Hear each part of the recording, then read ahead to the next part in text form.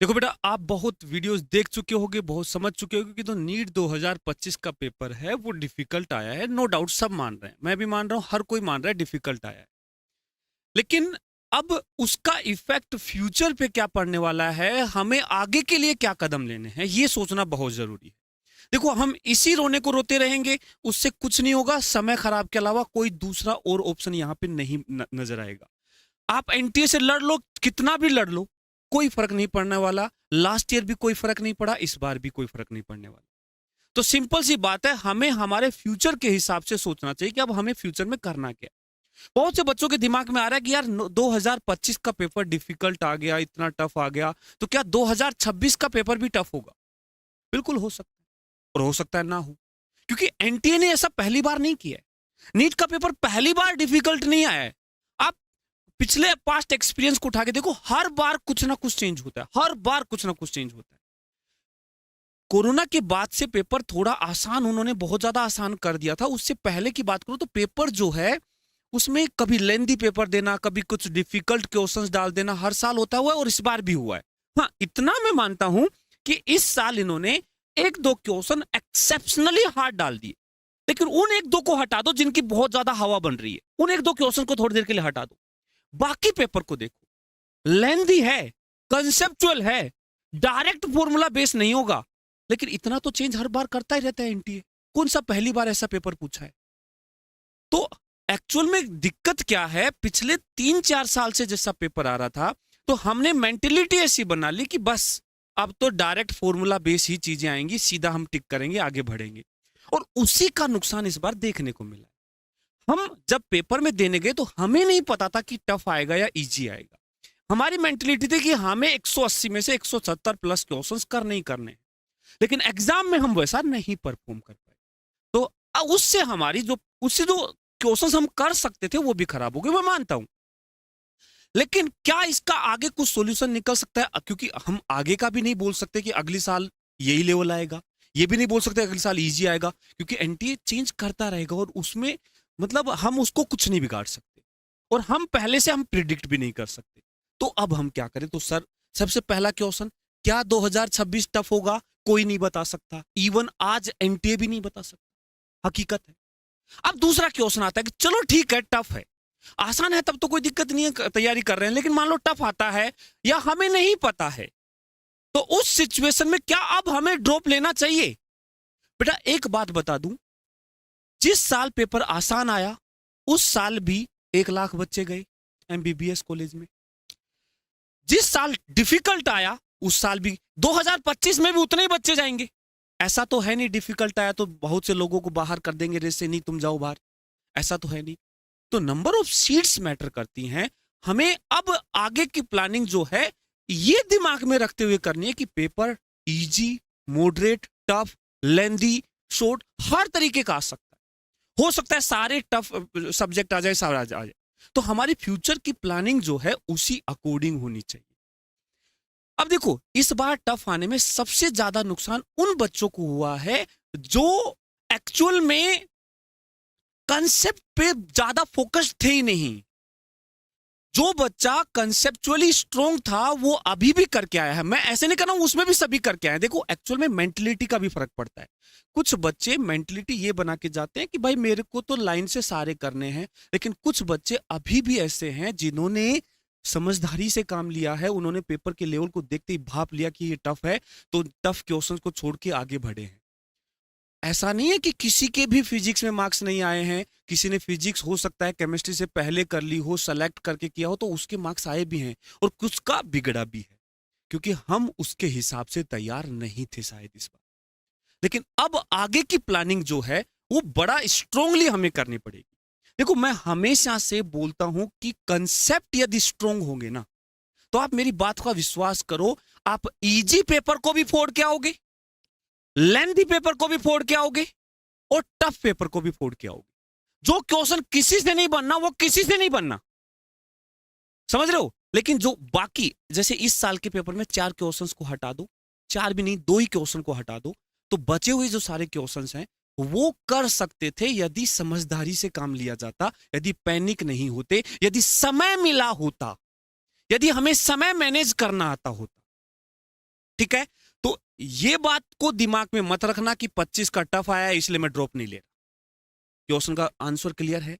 25 में paper tough आया है इसलिए मैं ड्रॉप नहीं ले रहा, गलत, ये गलत है। हाँ, और रीजन हो सकते हैं कि मेरे ड्रॉप ज्यादा हो गए, मैंने ज्यादा ड्रॉप ले लिए, मैंने लास्ट टाइम सोचा था कि इससे आगे नहीं जाऊंगा, देन योर चॉइस है, उसके लिए कोई फोर्स नहीं है। हाँ, इस डर के मारे आपको ये प्रिपरेशन नहीं छोड़नी है, पहले बता। नेक्स्ट सबसे बड़ी दिमाग में आती है कि क्या अब आगे के पेपर के लिए हम जेईई एडवांस के हिसाब से तैयारी करेंगे, क्योंकि सर यदि टफ पेपर आएगा तो हमें टफ के हिसाब से करना पड़ेगा, तो जेईई एडवांस के लेवल का पढ़ना पड़ेगा। हमारी तो इतनी औकात ही नहीं है सर।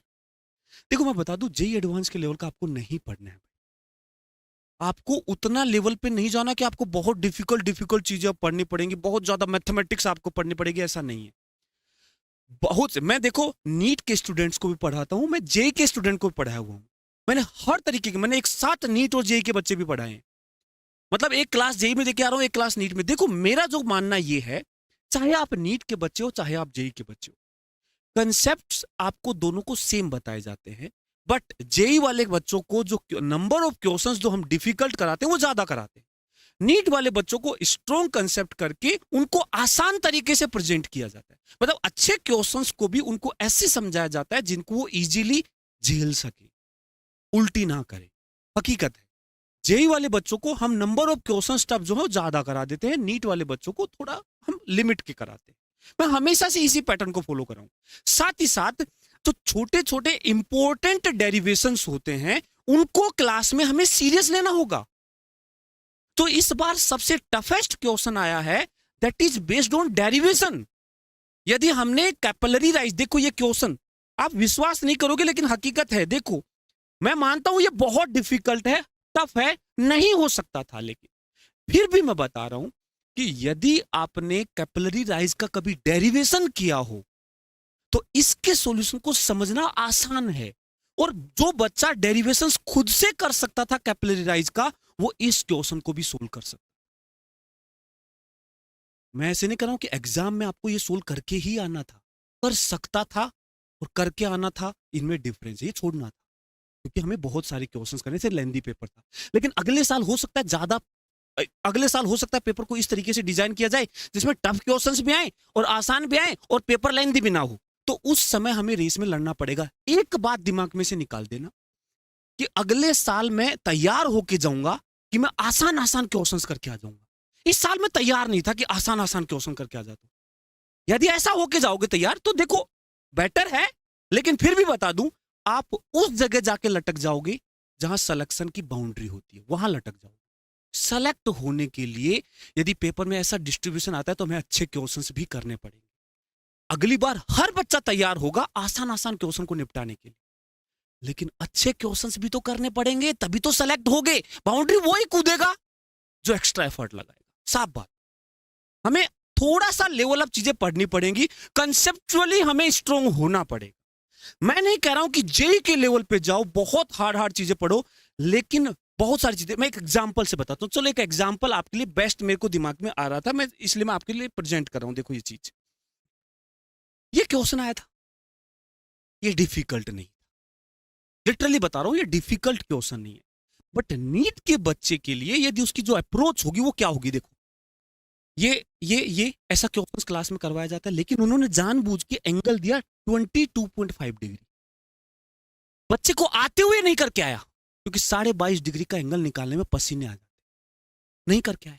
कुछ करके भी आए हैं, ऐसा नहीं सब नहीं करके आए, करके आए, लेकिन जिसने किया उसने क्या किया, ये कोस स्क्वायर 22.5 इसको 2 थीटा वाले फॉर्मूले से कन्वर्ट करके इसकी वैल्यू निकाली, फिर ये आया कोस स्क्वायर 67.5 इसको 2 थीटा वाले फॉर्मूले से कन्वर्ट करके उसकी वैल्यू निकाली, और फिर उन दोनों को a plus B a minus B के फॉर्मूले, इसकी कैलकुलेशन करके देखना, इसकी कैलकुलेशन करके देखना। जब और आगे जाओगे तो मैथमेटिक्स बढ़ती चली जाएगी। लेकिन इसी क्वेश्चन को यदि आपके कंसेप्ट को इस तरीके से प्रेजेंट किया जाए कि आप इस क्वेश्चन को भी कैलकुलेशन बचा सकते हो, और ऐसा मैं बताता हूं, ध्यान से देखो। ये क्वेश्चन है, हमें पता है कि दोनों ये जो एक दूसरे से 90 डिग्री एंगल पे थे, बीच में किसी एंगल थीटा पे रखा हुआ है। आंसर हमारा क्या आना था कि यहां इंटेंसिटी आई नोट है यहां कोस स्क्वायर, देखो ये जो एंगल है ना 22.5, जनरल मानो थीटा एंगल, मत 22.5 पे पढ़ो, थीटा एंगल मानो, तो ये आएगा कोस स्क्वायर थीटा। और इसके बाद दोबारा कोस स्क्वायर थीटा करेंगे तो ये बेसिकली लिखा हुआ है कोस 90 माइनस 22.5, ये थीटा है तो 90 माइनस थीटा है, तो 90 माइनस थीटा एक प्रकार से साइन थीटा बन जाता है, तो ये बनेगा साइन स्क्वायर थीटा। ठीक है, इन जनरल थीटा के टर्म्स में सोचो। अब यहां क्या है, इसको लिखोगे आई नोट कोस स्क्वायर थीटा, इसका चार, एक काम करो, इसको लिखोगे 2 साइन थीटा कोस थीटा का स्क्वायर, लेकिन 4 तो एक्स्ट्रा आ गया तो 4 से डिवाइड कर दो, यही वही चीज लिखी हुई है सेम।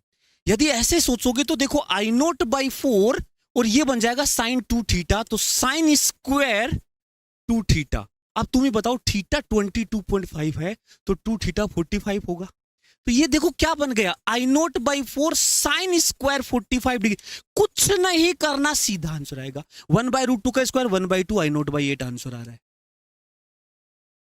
कोई हाफ एंगल की जरूरत नहीं पड़ी है। लेकिन ये चीजें सीखने के लिए पेशेंस रखना होता है। जैसे ही टीचर ये सिखाने लगता है मुंह फेरना नहीं होता है, बताते हैं, और जब ऐसे कंसेप्ट बताए जाते हैं उनको सीखना होता है, दिमाग लगाना पड़ता है कि हाँ यार टीचर ने बात बोली है, ध्यान रखना है। ये वाला चीजें 30 डिग्री एंगल होगा, बढ़िया आंसर इससे निकाल दोगे। लेकिन कभी रैंडम एंगल होंगे तो ये वाला जो मेथड है ये हमें, और ये कोई ट्रिक नहीं है भाई, ये ट्रिक नहीं है, इसको ट्रिक का नाम नहीं दूंगा मैं, ये कंसेप्ट सिखाया गया। और ये सिर्फ यहां नहीं लगेगा, 1000 जगह लग सकता है ऐसे 2 थीटा वाला कंसेप्ट। आपको काइनेमेटिक्स में काम, प्रोजेक्टाइल में काम आ सकता है, आपको मॉडर्न फिजिक्स में भी कहीं का एंगल में काम आ सकता है। कहीं भी चीज, एक बार जो चीज सीख ली जाती है ना, उसको लगा आप कई जगह सकते हो। तो आपको ये समझना पड़ेगा कि हमें इस तरीके से, अब देखो क्या मैंने ये आपको बता दिया तो क्या मैंने आपको जेई पढ़ा दिया? नहीं। क्या मैंने आपको जेई लेवल का पढ़ा दिया? नहीं ना। क्या यदि मैं इसका डेरिवेशन आपको करवा देता हूं, इसका नहीं, कैपिलरी राइज का, तो क्या मैं जेई का आपको पढ़ा दूंगा? लेकिन आप एक बार कंसेप्ट सीख जाओगे। और जो कैपिलरी राइज वाला है वो मुझे याद है, मैं दो तरीके से डेरिवेशन करवाता हूं, दो तरीके से। एक उसको प्रेशर डिफरेंस से बताता हूं, एक उसको फोर्स से बताता हूं, और दोनों तरीके से इस क्वेश्चन को सोल्व कर सकते हैं। फोर्स वाला क्यों, इसको हर कोई फोर्स वाले से कर रहा है, मैंने इसको प्रेशर वाले से भी सोल्व करके वीडियो डाला हुआ है, शॉर्ट्स में जाके देखना। तो करने के बहुत तरीके होते हैं, लेकिन उसके लिए कंसेप्ट हमें पहले एक बार सीखने पड़ते हैं, पेशेंस रखना पड़ता है। एग्जाम में मैं ऐसे कह रहा हूं, एग्जाम में हमें पहले से ओपन माइंड होना पड़ेगा कि मुझे हर तरीके की अप्रोच आनी चाहिए। आसान भी करना है, लेंदी भी कर रहे हैं, टफ भी करने हैं, तभी हम सेलेक्ट होंगे। लेकिन उसको करने का टाइम का डिस्ट्रीब्यूशन हमें पूरे साल में सीखना होगा। ये आप सोचो कि लास्ट के 1 महीने की मेहनत से आप ये सब करना सीख जाओ, पॉसिबल नहीं। पूरे साल डट के मेहनत करोगे तब जा करके ये चीजें सीखी जाती है। और देखो कैलकुलेशन बचाने के बहुत सारे तरीके होते हैं, ये बताया हुआ है मेरा भी। देखो ये वाला क्वेश्चन आया था, जिसको सिर्फ फॉर्मूला याद है माइक्रोस्कोप का, कंपाउंड माइक्रोस्कोप का मैग्निफिकेशन, ये उसकी हालत खराब हो जाएगी इस क्वेश्चन को सोल्व करने में। लेकिन मैंने जितनी बार फॉर्मूला, जहां जहां फॉर्मूला बताया वहां वहां मैंने अप्रोक्सीमेशन भी बताया है कि ये जो वी नोट और यू नोट जो है अप्रोक्सीमेटली एल और एफ ओ लिखे जाते हैं, और उससे ये तुरंत बिना कैलकुलेशन के सोल्व हो रहा है। लेकिन ये अप्रोक्सीमेशन है, ये तब लगता है जब मैग्निफिकेशन के आंसर दूर दूर दे रखे हैं 150, 250, 100, 125, दूर दूर है। लगाना था, आंसर आना था, कैलकुलेशन समय बचाना था। तो इसीलिए देखो मेरा कहना यह है कि डरना नहीं है। इस बार टफ आया है तो छोड़ के भागना नहीं है, वो सॉल्यूशन नहीं है, वो कायर करते हैं वो कायर का काम है। मैं आपको कोच नहीं रहा हूं कि आपने जानबूझ आपने खराब कर दिया, आपको कुछ नहीं आता, मैं ऐसे नहीं कह रहा हूं। मैं कह रहा हूं कि हमें पहले से मेंटली प्रिपेयर होना पड़ेगा। दिमाग में से ये जो रील्स चलती है ना यूट्यूब पे, उन सबको साइड रखना पड़ेगा कि पेन उठाए बिना काम चल जाएगा, बिना पेन उठाए सोल्व करो, जरूरत नहीं है, ऐसे पेन उछाल के 3 बार दिखाऊं। साइड कर दो भाई, साइड कर दो। आप जहां भी तैयारी कर रहे हो इन चीजों को साइड कर दो, कंसेप्ट को मजबूत करने लग जाओ, आपका सिलेक्शन होगा, मैं बता रहा हूं। लेकिन जब इन सब इन्फ्लुएंसर के चक्कर में पड़ जाओगे तो दिक्कत है। इनके चक्कर में इन्फ्लुएंस में आ जाओगे तो दिक्कत है। साइड चीजें सब छोड़ दो, फोकस्ड होकर के पूरे साल मेहनत करो।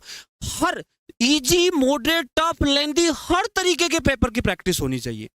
मेंटली स्ट्रांग होना चाहिए। सिलेक्शन तुम्हारा रोक नहीं सकता कोई, ये मान के चलो। बेटा मैं देखो एक बात बताता हूं, जेई मैं आईआईटीएन हूं, मैंने जेई किया हुआ है, लेकिन फिर भी मैं जब नीट के बच्चों को पढ़ाता हूं तो मैं हमेशा उनके लेवल पे जाके पढ़ाता हूं। मैं ऐसे नहीं करता कि मुझे हजार चीजें आती हैं। मैं जेई एडवांस के जो टॉपर्स बैच हैं वो पढ़ाए हुए हैं, लेकिन मैं हर जगह वो चीजें नहीं बिखेरने लग जाता हूं कि ये तो तुम्हें करना ही होगा। मैं सिर्फ उन कंसेप्ट को जो मॉडिफाई करके आसानी से आपके पच सकते हैं वो आपको प्रेजेंट करता हूं। ऐसे कंसेप्ट जो आप पचा सकते हो वो ही आपको पढ़ने हैं और वो ही नीट पूछ सकता है। हकीकत ये, ठीक है? परेशान ना हो, सिर्फ एक साल के पेपर को देख करके फ्यूचर का डिसीजन मत लेना। आप एनटीए के पैटर्न को देखो, पूरे साल हर साल बदलाव करता रहता है, अगले साल भी वो ऐसे कुछ बदलाव करेगा। लेकिन हाँ, अब हम मेंटली स्ट्रोंग रहेंगे, हम उसको फेस करने के लिए तैयार हैं। ठीक है? ओके बेटा, मोटिवेटेड रहो, परेशान ना हो। आपने आपकी गलती, आपने ऐसे गलती नहीं की है। एनटीए की गलती को हम बोल के भी हम एनटीए का कुछ बिगाड़ नहीं सकते, लेकिन हम क्या कर सकते हैं? सुधार कर सकते हैं। हम क्या कर सकते हैं? मेहनत कर सकते हैं। सुधार करेंगे, मेहनत करेंगे, जी तोड़ तरीके से काम करेंगे, हर तरीके से तैयार होंगे, अपने आप को मजबूत करेंगे। देखते हैं एनटीए क्या कर लेगा। समझ रहे हो मेरी बात को? हम यदि 360 डिग्री से तैयार होंगे तो फिर हम हर हमले का जवाब दे पाए। ओके बेटा, थैंक यू बेटा, मोटिवेटेड रहो, बस लग जाओ। मैं तो